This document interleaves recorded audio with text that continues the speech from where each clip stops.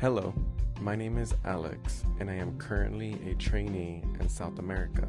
And this is how my host family taught me to wash my clothes by hand. First, I'm going to want to add 4 scoops of laundry detergent. Then I'm going to add 1 cup of Downy.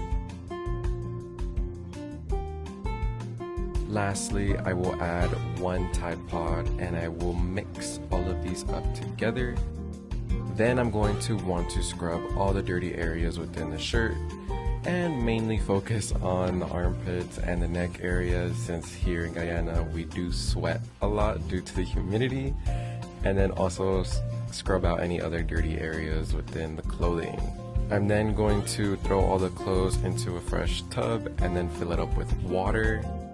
I will now squeeze out all the water from the clothing and throw that into a fresh new tub. So in the end, I can hang all of my clothing outside so that it can dry. This can take a while depending on the sun, or if it just so happens to rain again. But thank you for watching.